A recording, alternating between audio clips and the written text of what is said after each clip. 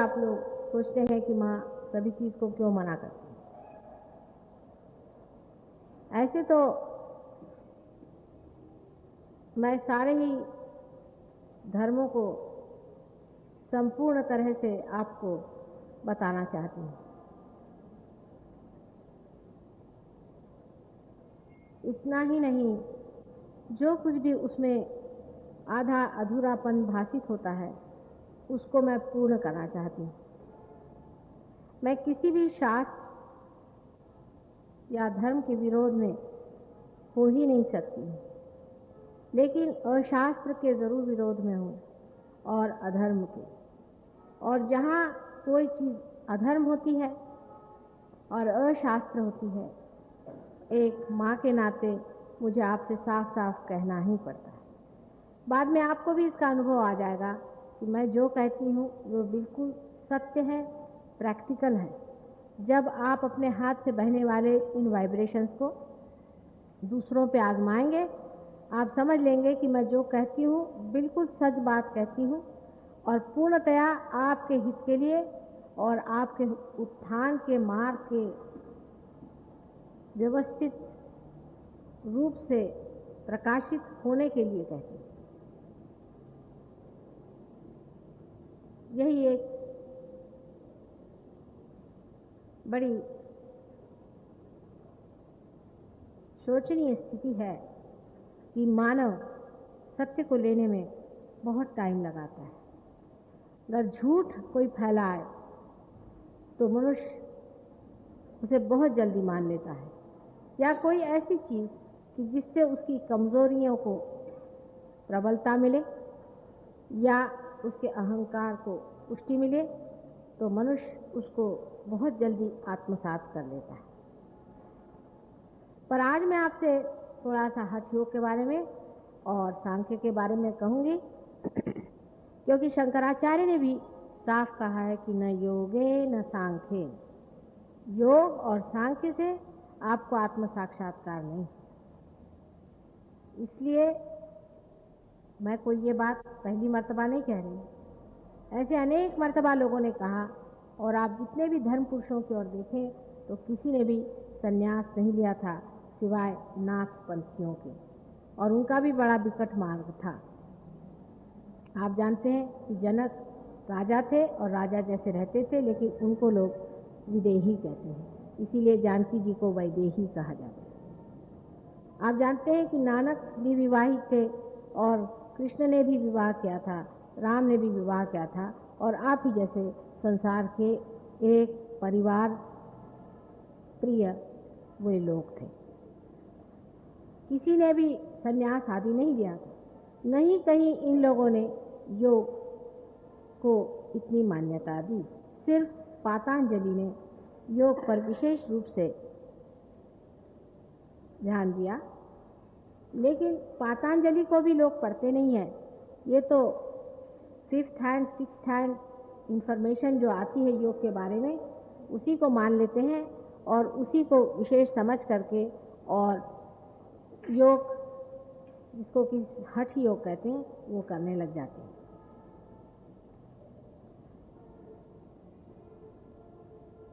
परिवार में जो सामान्य तरह से लोग रहते हैं उनके लिए तो हठ योग अत्यंत हानिकारक होता है। अब वो क्यों होता है, कैसे होता है, वो मैं आपको समझाती हूँ। आप लोग ओपन माइंडेडनेस से बैठें, दिमाग खोल के बैठें तो आप अभी मेरी बात समझ लें। मानव की जो शक्तियां हैं वो सीमित हैं, वो शरीर के अंदर सीमित की गई है। जब तक उसे आत्म साक्षात्कार नहीं होता है, जब तक उसका कनेक्शन उस सर्वव्यापी शक्ति से नहीं होता है, तब तक उसकी शक्ति जो है वो सीमित होती है। जैसे एक बैटरी का सेल है, जब तक बैटरी के सेल पे चीज़ चलती रहेगी तब तक उसकी सीमित शक्ति रहेगी, पर अगर उसका कनेक्शन इलेक्ट्रिकल मेल से लगा दिया जाएगा तो शक्ति पूरी समय आती रहेगी।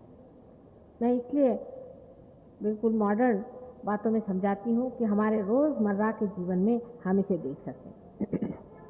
अब जब आप हठ योग करते हैं तो उसमें ह और थ दो नाड़ियों का वर्णन है, जिसे कि सूर्य नाड़ी और चंद्र नाड़ी ऐसे कहते हैं, जिसे हमारे यहाँ सिंपैथेटिक नर्वस सिस्टम कहते हैं। इन दो नाड़ियों को जब आप इस्तेमाल करने लगते हैं, जिसे सुषुम्ना और पिंगला नाड़ी पीड़ा और पिंगला नाड़ी कहते हैं, इन दो नाड़ियों के उपयोग में हम हमारे पास जो सीमित, बिल्कुल ही जो सीमित एनर्जी है उसको इस्तेमाल करते हैं। जिस वक्त में हम ये कहते हैं कि हम शारीरिक व्यायाम आदि करते हैं, तो वो समझ लेना चाहिए कि हम हठ योग तो कर ही नहीं रहे, हम सिर्फ हाँ योग कर रहे हैं। हठ योग का मतलब होता है कि उसकी 6 चीज़ें जो हैं वो पूरी करनी पड़ती है, यम नियम आदि आप जानते हैं। वो जब तक आप पूरे नहीं कर रहे हैं तब तक आप बिल्कुल पार्शल योग कर रहे हैं, और वो भी आप सिर्फ आपका हाँ नाड़ी माने सूर्य नाड़ी का काम कर रहे हैं।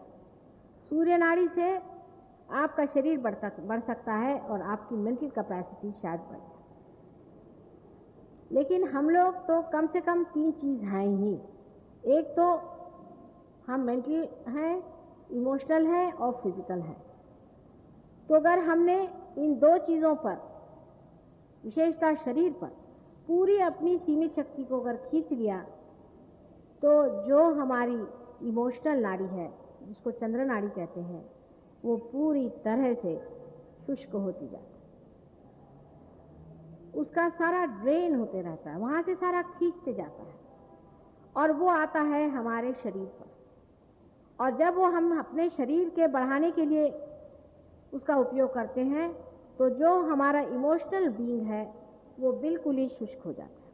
इसीलिए आपने देखा होगा कि अधिकतर जो योगी लोग होते हैं एकदम बिल्कुल निष्ठुर स्वभाव के, उनमें हृदय होता ही नहीं मानो, और इस कदर क्रोधी और इतने इगोइस्टिकल होते हैं कि उनके जीवन को अगर आप समझ के पढ़ें तो कभी कभी लगे कि ये तो एक तरह की इगोइस्टिकल मॉन्स्टर।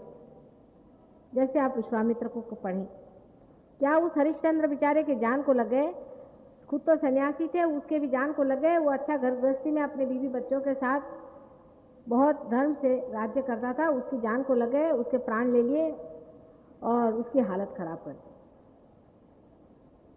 आपने दुर्वासा को सुना है, उनका नाम अगर आप सवेरे लीजिएगा तो आपको 3 दिन तक खाने को नहीं मिलेगा।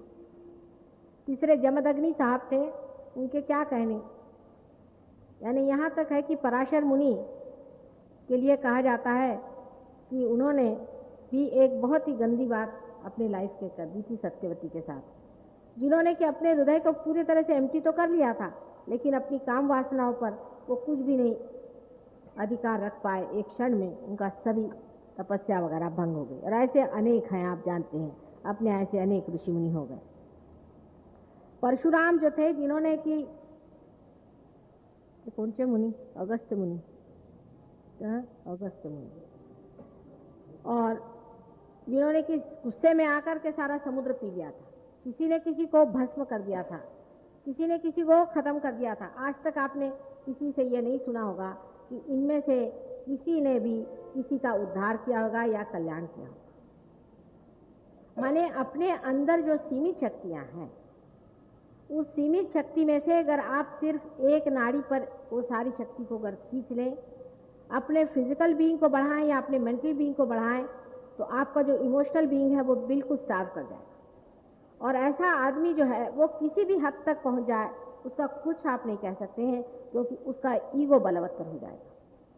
हठ योग को छोड़िए, ये कराथी करके एक जापानीज लोगों का एक ऐसी इसी तरह का प्रकार है, जिससे वो कहते हैं कि हम अपना डिफेंस कर लेते हैं, हम अपने प्रोटेक्शन के लिए चीज़ सीख लेते हैं, और अगर हम किसी पर एक जगह प्रहार करें तो वो आदमी एकदम हम उसे ख़त्म कर सकते हैं। कहते तो वो हम डिफेंस के लिए करें, लेकिन उससे इतने इगोइस्टिक हो जाते हैं, इतने क्रूर हो जाते हैं कि उसका उपयोग बहुत बार वो लोगों को मारने के लिए करते हैं। और आप जानते हैं कि जापानीज लोगों में कुछ लोगों में बहुत ज़्यादा क्रूरता इस कराती के कारण आ गई। आपका जो इमोशनल बीइंग है, आपका जो मन का स्थान है, आपकी जो लेफ्ट में जो नाड़ी है, वो सारी ड्रेन आउट हो जाती है। और जितने भी हठ योगी होंगे उनकी मृत्यु कैंसर से तो नहीं होगी, शरीर तो उनका बड़ा तेजस्वी दिखाई देगा, क्योंकि वो सूर्य नाड़ी पर चल रहे हैं, उनकी शक्ल बहुत अच्छी दिखाई देगी। औरतें जो हैं वो भी आप देखिएगा कि बड़ी अपनी कॉन्शियस होंगी अपनी बॉडी की और फिगर की, और ऐसी औरतें जिस घर में होंगी वहाँ पर पति का जीना मुश्किल हो जाएगा, बच्चों का जीना मुश्किल हो जाएगा, सबकी जान खा लेंगी कि वो उनकी परफेक्शन करने में वो पति कहेगा भगवान बचाए रखे, ये कहाँ से सन्यासी नहीं मेरे घर में आ गई, मेरी तो इस औरत ने जान ले ली, यहाँ ये क्यों रखा, वहाँ वो क्यों रखा। हर तरह से वो पति को खाती रहेगी, और वो उस खाने में वो ये सोचेगी कि वो बड़ा धार्मिक कार्य कर रही है। उसको कभी ये नहीं लगेगा ये सब करने से मैं सबको दुख पहुंचा रही हूँ, मेरे बच्चों की भी मैं जान ले रही हूँ, उनको भी मैं परेशान कर रही हूँ। ऐसे ही बहुत से आदमी परिवार में होते हैं कि वो हनुमान जी की तो वो पूजा करते हैं, लेकिन स्वयं हनुमान जी के नाना होते। घर में अगर मजाल नहीं कि कोई यहाँ से यहाँ पानी रखा दे, हो गया वो चिल्लाना शुरू कर देते। हमारे खानदान में भी एक ऐसे सब पुरुष थे, हैं अब भी जीवित है, उन्होंने सबके छक्के पंजे घर में छुड़ा दिए थे, लेकिन मैंने उनके मूड पर का जो था वो उतारा और बाकी तो सब लोग उनको थर्राते रहते। इस कदर वो शुष्क, इस कदर वो दूसरों के विचारों से, दूसरों के दुखों से और दूसरों की तकलीफों से अनभिज्ञ, इस कदर वो क्लोज्ड, इनसेंसिटिव जिसको कहते हैं कि संवेदनशीलता बिल्कुल उनमें नहीं रह जाती, और कंपैशन और लव की तो बात ही मत करें, वो तो वो समझ ही नहीं सकते। अधिकतर लोग जो योग करते हैं, औरतें चाहे आदमी, उनकी कभी भी घर में पटती नहीं। अगर दोनों करे तो भगवान ही बचा रखे, उस घर का ही सत्यानाश हो जाए, लेकिन एक भी करे तो भी काफी है। बीबी साहिबा जो है वो सिनेमा एक्ट्रेस होने के ख्वाब देखने लगती है, और आदमी अपनों को सैंडो बनाते फिरते हैं। हम लोगों को क्या सैंडो होकर क्या करने का, हमको क्या कुश्तियां लड़ने की है, आपको योग विद्या करके करने का क्या। अरे भाई, साधारण तरह से रहने के लिए जो बैलेंस लाइफ चाहिए वैसे रहिए। हाँ ठीक है, थोड़ा बहुत आपने एक्सरसाइज कर लिया, ये ठीक बात, लेकिन इतनी ज़्यादा अतिशयता एक चीज़ को बढ़ाने की करने की क्या ज़रूरत है कि दूसरी आपका जो हृदय चक्र है वो बिल्कुल माइनस हो जाए, इतना माइनस हो जाए कि ऐसे आदमी को आप अगर दूर से देख लें तो आप दूसरी तरफ से चक्कर काटें। एक दिन मैं लखनऊ में थी, तो जो हमारे महाशय जी जो हमारे घर में बहुत ज़्यादा रोज झाड़ते थे, तो उनकी आदत थी कि सवेरे वो एक तरफ से घूमने जाते। तो एक दिन मैंने देखा कि मैं भी उस तरफ से घूमने जाती थी कि कुछ लोग बेतहाशा भागते निकले। मेरे को समझ में नहीं आया कि मुझे देख के भाग रहे कि उनको देखकर क्या हो गया। उसके बाद में वो सब लोग मुझे मिलने आए, मुझे कहने भाभी जी माफ करना, हम बदतमीज जैसे भागे, लेकिन इस खूंखार जानवर को लेकर आप कहाँ निकली थी, इस शेर बब्बर को लेकर आप कहाँ निकली थी। वो तो उल्टे पैर ही दौड़ने लग गए कि भगवान बचा सके, ये तो अभी डंडा लेके हमको मारेंगे। उनसे बात करने जाइए तो आपको खाने को दौड़े।